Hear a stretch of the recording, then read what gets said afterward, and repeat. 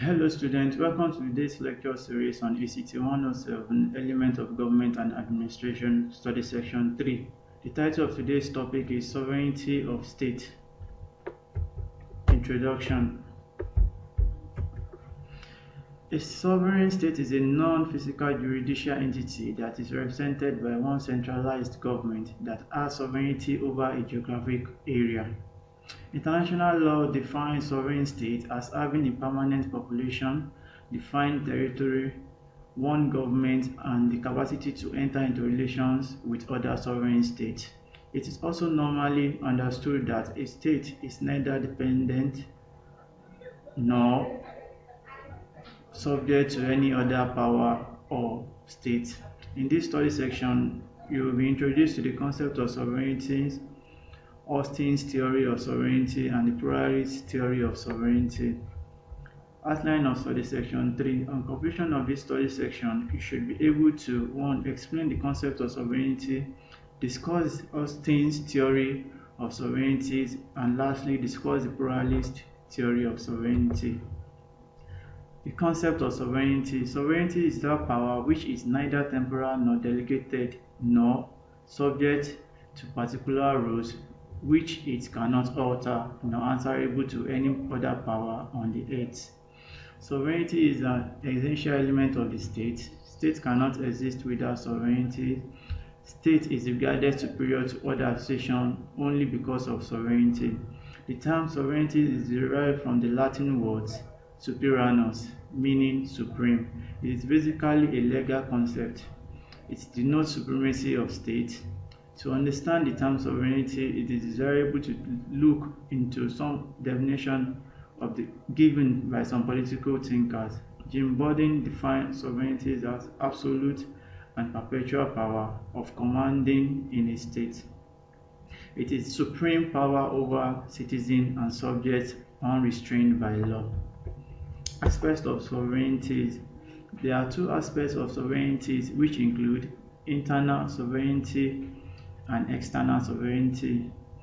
Internal sovereignty means that the sovereign is the supreme authority over the individual and associations within its territory, while external sovereignty means that the sovereign is an independent entity free from alien rules or control in its conduct with other states and international organizations.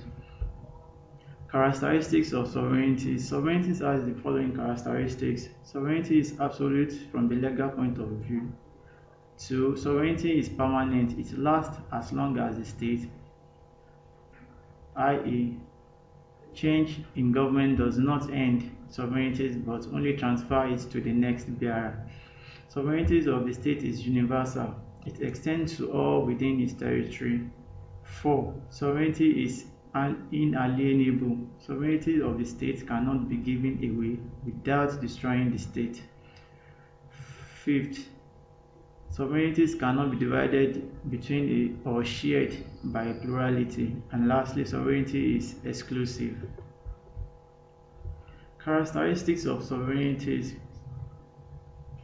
Classifications of sovereignty. Sovereignty can be classified under the following: titular sovereignties, de facto and de jure sovereignty, legal and political sovereignty, popular sovereignties. Taking these classifications one after the other, starting with titular sovereignties. By the titular sovereignty, we mean sovereign by the title only. It refers to the sovereign power of the king or monarch who has ceased to exercise any real authority. In theory, it may still possess all the powers, but in practice, sovereign power is enjoyed by some other person or body of persons. Titular sovereign is only a symbol of authority, a legacy of past. Britain presents a good example of titular sovereignty. The king is the titular head and he does not enjoy any real powers. Actual powers are enjoyed by Council of Ministers and Parliament. In India, President is a titular sovereign and the cabinet is a real sovereign. Moving on to the second classification of sovereignties, de facto and de jure sovereignty. De facto sovereignty indicates to a sovereign who, without legal support or constitutional support, enjoys sovereign power. The jure sovereign is recognized by law or the constitution, but not in position to practice its power. The third classification of sovereignty is legal and political sovereignty. Distinction is sometimes drawn between legal and political sovereignty. The sovereign is supposed to be absolute and omnipotent. It functions according to its own will. Law is simply the will of sovereign. There is none to question its validity. Legal sovereign grants rights to its citizen, and there can be no right against him. Political sovereign is the sum total of the influences in the state which lie behind the law. The political sovereignty is not known to law. In modern representative democracies, the political sovereignty is very often identified with either the whole mass of the people or with electorate or with public opinion. The legal sovereign cannot act against it. The legal sovereign cannot act against the will of political sovereign. Then the last classification of sovereignty is the popular sovereignty. When sovereignty resides in the people of the state, it is called popular sovereignty. The doctrine of popular sovereignty regards people as the supreme authority. It is people who decide the right or wrong. People are not bound by any natural or divine law. Government exists only as a tool for the good of the people. It should be held directly responsible to the people. It cannot exercise authority only on the basis of the law of land. It can exercise authority only on the basis of the law of the land. Will of the people should not be ignored in popular sovereignty.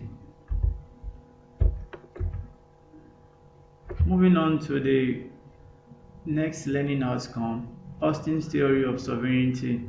In the 19th century, the theory of sovereignty as a legal concept was perfected by Austin, an English jurist. He is regarded as the greatest exponent of monistic theory.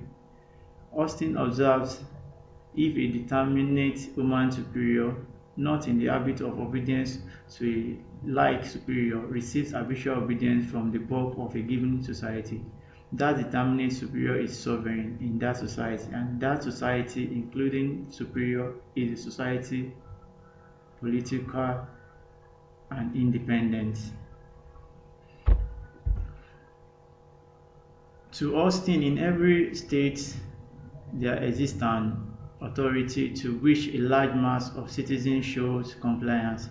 This authority is absolute, unlimited, and indivisible. Austin's theory of sovereignty depends mainly upon his view on nature of law. According to Austin, law is a command given by a superior to inferior. Beliefs of Austin theory of sovereignty. The main belief of Austin's theory of sovereignty are as follows. 1. Sovereign power is essential in every political society.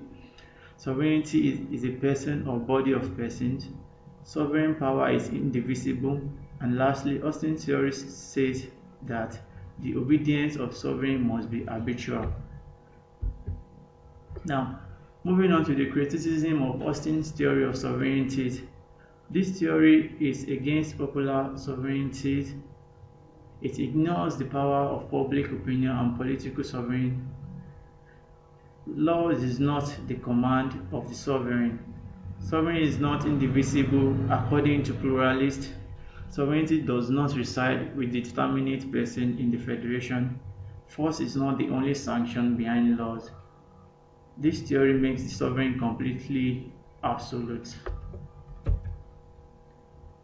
Now, the next learning outcome is the pluralist theory of sovereignty.